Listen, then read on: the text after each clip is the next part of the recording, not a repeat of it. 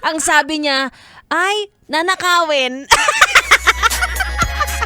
Kaya spread ako nagbabalik, DJ Ganda-wanda, kasama niyo pa rin dito sa 101.1 Yes FM. Oh, lahat ng bumabiyahe ngayon, wag magpakakampante, ano?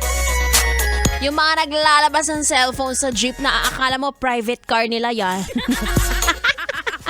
Diba? Kasi ang mga snatcher ngayon, ang mga magnanakaw, wala nang pinipiling oras kasi lagi natin sinasabi na, ay, maliwanag naman or maaga pa naman dahil ang mga kawatan ay kumikilos kapag malalim na ang buwan. Ay, diba? Ganon noon. Kasi takot silang makilala. Pero ngayon, sabi ko sa inyo, katirik-tirika ng araw. Mga gantong oras, alas 6, ayun yung papalubog pa lang ang araw. Nandiyan na po sila, kumakayod na sila. Grabe naman ng kasipagan.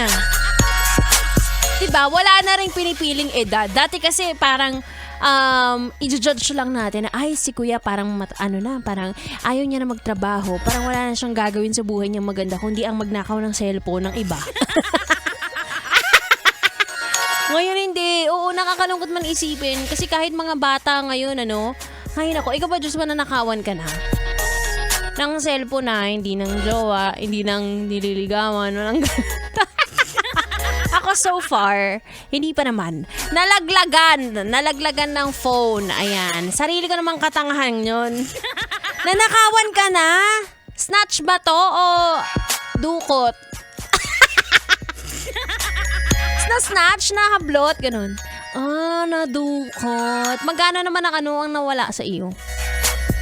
Kasi ako kung makukuha ang wallet ko, wala naman laman. So, parang feeling ko, hindi naman siya dapat iyakan. Nawala ako sa sarili nun. Yun talaga yung trauma, Isipin mo, ka lang, parang peaceful ka, naglalakad sa may overpass. Tapos, bigla kang tututukan na akin na yung wallet mo, akin na lahat ng kaya mo ibigay. Diba? Maglalakad ka pa ba sa overpass? Hindi na.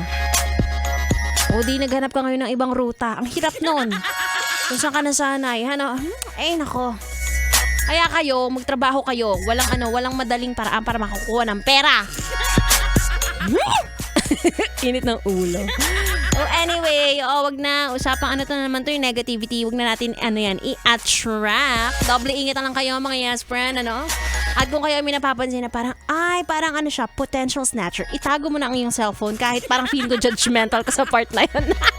Mas mabuti na yung safe. Diba? At least hindi tayo nagsisisi sa huli. Anyway, makakasama niyo ako hanggang alas 9 ng gabi sa aking pagbabalik. Makakasama niyo rin ang aking BB on air. Ay, BB niyo naman. Ay, nalito na.